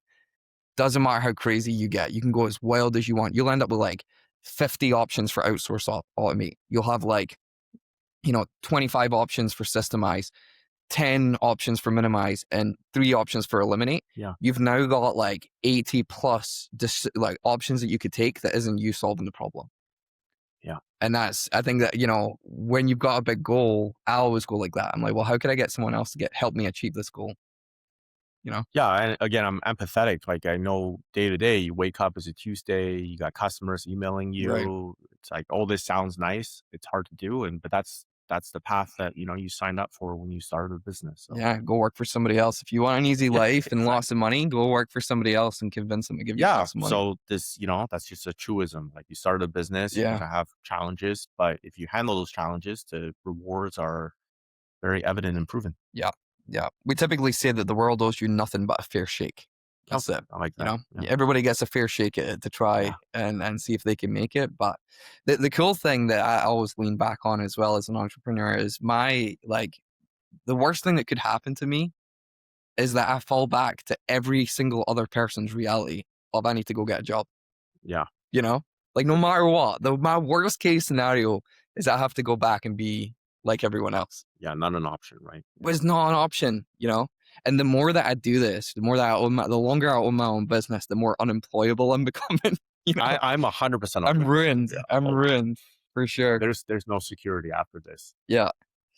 But yeah, there is no security after this. And if it isn't VAs or admins or outsource, it'll be something else. It'll be something else. It'll be something else. Yeah. Let's end on this. What's one truth about entrepreneurs that you wish was talked about more? We talked about isolation. What's something else? What's one kind of thing that you think doesn't get talked about? I think in some ways, success as an entrepreneur is predestined. And I'm a big believer of free will. I just say that because I think you really need like an unreasonable level of drive. I don't mean to like grind the clock, but you need this like unreasonable level of, I'm going to be somebody. I don't think that gets talked about. I think people, and I'm not saying can't get there, but I just think that people think that, there is a playbook and you do it, but and you follow it. But if you don't have that unreasonable drive, because like, what we just said, there's actually nothing wrong with working for someone either. No, there's having a job, having your weekends. But you either want it. The trade-offs. Yeah, you either want it or you don't, right? Like I like to say my analogy, my Instagram clip is like you're either born like a snake or a bird. You can find both at a pet store. A snake is totally content in that glass tank all its life. Mm-hmm. The snake is not any worse than a bird. It's just another animal. But if you're a bird in a cage, that's torture. Yeah. So I think it's just looking inside. And if you are an entrepreneur and you realize you're a snake, it's better to just own up to that as well. Yeah. It's like, but if you are a bird, then you don't try to pretend that, like, don't try to hedge your bets. Yeah. Kind of go all out. So can I ask a follow-up question to that? Do you think a snake can become a bird? It's tough. Actually, in Chinese culture, I don't even, we have a lot of kois. Yeah. Right? Kois actually, in that culture is pre-dragon. So kois actually become dragons. I see. In that culture. I think so. I mean, I think there's influences in your life. I think the founder of Orange Theory, that fitness, Yeah. they were like, she was like 55. QuickBooks also is like a sales guy that started it in his 40s, Mm-hmm. and so was Peloton, that exercise Yeah, yeah. company. So I think everyone has their own time. You think you can hit a point where you're like, oh, now I'm ready, or now, Well, I think it's more natural to be a bird than a yeah, snake for humans. Like, I think we are meant to take risks. We are meant to build something, to be yeah, creative. So I think the idea of doing the work that I was kind of doing, suit and tie, choking up my neck, working under like fluorescent lights. fluorescent lighting in a cubicle Yeah. where I got to do quarterly performance reviews is deeply unnatural to the human condition. Mm-hmm. That's what I think. But I also needed to go through that to realize who I was and also develop some skills Mm-hmm. as well. I hear a lot of like young people, we're not old, but I hear a lot of like new Be grads careful. talk all this stuff, right? Yeah. Like, oh, I'm an entrepreneur, but I'm like, what have you done? Yeah. You haven't achieved anything, Mm-hmm. So, uh, yeah, I think entrepreneurship is probably in everybody's cards. There's one guy, Dan Ko, he's on Oh, yeah. YouTube. Mm-hmm. He's like, the world, it might be him. I don't want to say it's him if it's not, but he's like, the world will be a better place if everybody had their own private LLC. Mm, There should be as many business entities as there are citizens. yeah. Yeah. I definitely look back at my early life as an employee in, cogs and machine Yeah. kind of situation. And I go, I'm so embarrassed about the mindset that I had back Yeah. in the day, you know? But you had to learn those things, right? You had to boil the water to a Absolutely. point, boil the kettle to a point where you're like, Yeah. you accumulated enough, like, okay, courage Yeah. or all or nothing sort of mentality. Mm-hmm. And having the confidence in yourself and taking that risk and saying, Yeah. I'm confident in my own ability to take this risk, The network as well, for Yeah. example, right? People you'll meet along the way. Everyone's on their own time. For sure. I'm just saying now that you're a business owner, it's like, yeah, you could wake up and lie to yourself. Mhm. Because I do hear it's easier for me to say like, oh, just coast my business. But that's not what I really want. Yeah. Like, I want to build something great. I think if you want to get to the point, if you're going to coast your business, though, is you at least need to have systems in the background to back up that level of comfort, But that's the thing. I don't think a lot of these bird type entrepreneurs want to coast their business because they're like unreasonably hardworking, Yeah. unreasonably ambitious. And that's why, actually what I realized is here, I mean, before we started recording, you're like, you've worked yourself out of a job. And it's very unsettling because But that's the goal. The goal is to work yourself out of a job. that's the goal. And then when you get there, I'm not saying I'm there, but when Yeah. you want to continue to push the envelope to hard things. Yeah. Yeah. And I definitely see a difference in some business owners, right? Because I don't think that you can, I think you can be a business owner on paper, Yeah. but not be an entrepreneur. You know what I mean? Like entrepreneur in itself is almost like that mindset. Yeah. Of, and we call this lean in the cabinetry space, but it's like that mindset of continuous improvement. Yeah. Or continuous growth. Yeah. I think there's a difference between an entrepreneur and somebody who owns a business. Oh, I totally agree with you. Because I mean, like, if you're an accountant, you're just practicing, you set up a corporation here in Canada. Right. I forgot the statistics on my Instagram, but there's like some number of companies in Canada, entities, that just have that one employee. Yeah. So yeah, technically it's a business. Mm-hmm. Or is it just like a legal structuring thing? Yeah, but I don't think it's measured on number of employees or dollars amount that you make. I think it's measured in the mentality. It's the mentality. Yeah. Yeah. And this is, we were talking before we hit the record button, and I was saying, we've done a lot of work, like really drilling down on who our ideal client is, especially with this new podcast and who we're working with these days. It's got nothing to do with, team size or dollar amount. And it's got everything to do with the person who we interact with hitting that peak of self-actualization and saying, actually, I have what it takes to keep pushing. I just need some guidance to keep going, Yeah. And, mindset and the mindset of your people that you're bringing in is absolutely everything. And every day I am reminded of that. It's very refreshing to work with people with that mindset. Yeah. That's all I can say. So when you find those people, it's nice. Hold on to them. Yeah. And I think the other part to this too, not to drag this episode on forever, but the other part to this too is that your only kind of experience of what an A player is yourself. Yeah.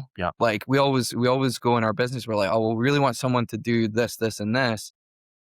but you're basing it on what you were capable of doing when you were doing that task, That's actually a great point. Yeah. The A player is the one who takes it to the next level and does it way better than you does. Better than you. And the overall goal, and we'll end on this, is your goal in your business is to become the dumbest, slowest, and least important person in your business.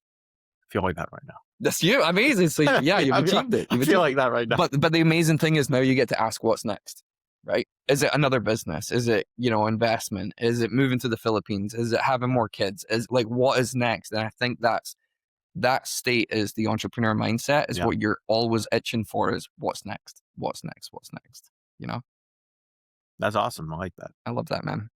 Victor, I really appreciate you spending so much time with me today. Oh, no problem. I mean, we could sit here for 8 hours if we really wanted to, or longer. My neck's getting really I know, tired. me too. Like, just me cranking too. this one way. We'll need to get another setup done. Oh, I gotta turn my head. Yeah. Yeah. But yeah, I really appreciate you. Tell these guys how they can find you. www.treantly.com. Hopefully in the show notes, or you can just email me, victor@treantly.com. Yeah. And you'll get a response from Victor. Yeah, I'll respond. Yeah, Victor has nothing else to do. I'm dying to respond to emails. So reach out to him. He'd love to chat with you. And we'll definitely have Victor on the show at some point. And again in the future, right?